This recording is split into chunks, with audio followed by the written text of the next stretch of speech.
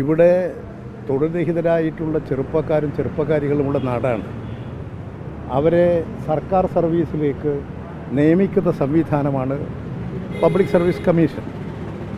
അവർ അത് സംബന്ധിച്ചുള്ള നടപടി പൂർത്തിയാക്കി അതിൻ്റെ റാങ്ക് ലിസ്റ്റ് പ്രസിദ്ധീകരിച്ച് അതിൻ്റെ നടപടി അനുസരിച്ച് മാത്രമേ ഏത് ഗവൺമെൻറ്റിന് നിയമനം നടത്താൻ സാധിക്കൂ. ഒരു CPOമാർ വന്ന് ഇവിടെ 18 ദിവസം നിരാഹാരം കിടന്നാൽ നിയമവും ചട്ടവും മാറ്റാൻ പറ്റുമോ? ഒരു PSC നിയമം മാറ്റാൻ പറ്റുമോ? കുറച്ച് പേര് വന്ന് സമരം നടത്തി എന്നുള്ളത് അവരെല്ലാ കാര്യങ്ങളും ആലോചിക്കേണ്ടതാണ്. അതുകൊണ്ട് നിയമപരമായി ഒരു ഗവൺമെൻറ്റിന് ചെയ്യാൻ കഴിയാവുന്നത് മാത്രമേ ഗവൺമെൻറ്റിന് ചെയ്യാൻ കഴിയൂ. നിയമങ്ങളും ചട്ടങ്ങളും പാലിച്ചേ പ്രവർത്തിക്കാൻ സാധിക്കൂ. എല്ലാ തൊഴിൽരഹിതരായവരോടും അങ്ങേറ്റത്തെ അനുഭാവപൂർവ്വം പെരുമാറുന്നൊരു ഗവൺമെൻറ്റാണ് ഇവിടെയുള്ളത്. പൊതുമേഖലാ സ്ഥാപനങ്ങളിൽ തന്നെ ഇപ്പോൾ നിയമനത്തിന് വേണ്ടി പ്രത്യേക സംവിധാനം ഉണ്ടാക്കി. അവരാണ് ഇപ്പോൾ പൊതുമേഖലാ സ്ഥാപനങ്ങളിൽ റിക്രൂട്ട്മെൻറ്റ് നടത്തുന്നത്.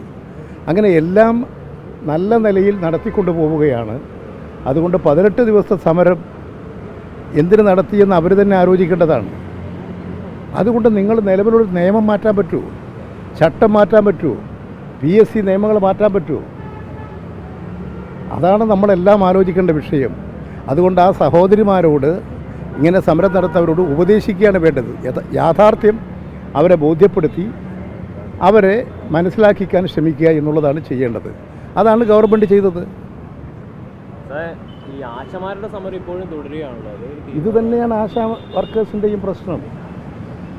ഞാൻ 10-27,000 ആശാ വർക്കർമാരിൽ ഒരു 100-400 ആളുകളാണ് ഇവിടെയുള്ളത്, ഈ സമരത്തിലുള്ളത്.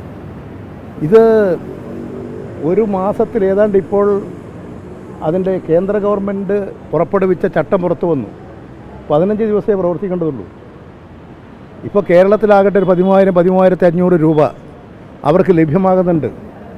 യഥാർത്ഥത്തിൽ ആശാവർക്കർമാരുടെ മാത്രമല്ല, പാചക തൊഴിലാളികളുണ്ട്, തൊഴിലുറപ്പുകാരുണ്ട്, ഇതുപോലെ വിവിധ മേഖലകളിൽ പ്രവർത്തിക്കുന്ന ആയിരക്കണക്കിന് ആളുകളുണ്ട്. അവരിതെല്ലാം ഒരേപോലെയുള്ള പ്രശ്നങ്ങളാണ്. ഇവർക്ക് ഓണറേറിയമാണ്. അത് കേന്ദ്ര ഗവൺമെൻറ് നിയമത്തിൻ്റെ ഭാഗമായി കൊടുക്കുന്നതാണ്. കേരള ഗവൺമെൻറ് അവരെ പരമാവധി സഹായിച്ചു. LDF ഗവൺമെൻറ് അധികാരത്തിൽ വരുമ്പോൾ 1000 ഉറുപ്പിക 600 അത് 1000 ആക്കി. ഇപ്പോൾ 7000 എത്തി. അവർക്കെല്ലാം കൂടി 13,500 രൂപ ലഭ്യമാകുന്ന സാഹചര്യം ഉണ്ടാക്കി. അവരെ ഞങ്ങൾ ഗവൺമെൻറ് സർവീസിലുള്ളവരെ കണക്കാക്കണം.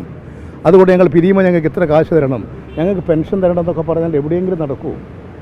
അതുകൊണ്ട് ആ സഹോദരിമാരെ, ആശാവർക്കർമാരെ തെറ്റായ കാര്യം ധരിപ്പിച്ച് സമരത്തിലേക്ക് ഇറക്കി അനാവശ്യമായി പ്രശ്നം സൃഷ്ടിക്കാൻ ശ്രമിച്ചവരാണ് യഥാർത്ഥത്തിൽ ഈ സഹോദരിമാരെ ഈ അനാവശ്യ സമരത്തിൽ കൊണ്ടുപോയി ബുദ്ധിമുട്ടിച്ചത്.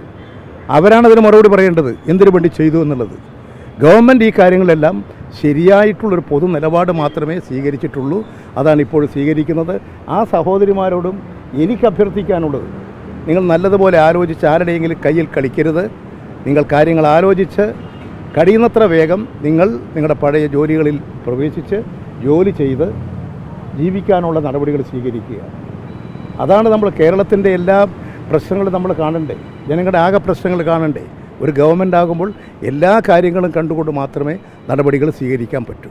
വേറൊരു കാര്യം കൂടി ചോദിച്ചാൽ, ഇന്ന് CPIയുടെ സംസ്ഥാന അസിസ്റ്റന്റ് സെക്രട്ടറി PA സുധീർ പറഞ്ഞിരിക്കുന്നത് നിലമ്പൂർ ഉപതെരഞ്ഞെടുപ്പ് വരുമ്പോൾ അൻവറിനെ പോലുള്ള ഒരാളെ ഇനി LDF പരിഗണിക്കരുത്, അൻവറിനെ പോലുള്ള ആളെ പരിഗണിച്ചാൽ അത് LDFന് മുഴുവൻ നാണക്കേടാകും എന്നാണ് പറഞ്ഞത്. അത് CPMൻ്റെ സീറ്റാണ്. ആ തരത്തിൽ ഒരു തീരുമാനമെടുക്കുമോ LDFും CPM ഒക്കെ?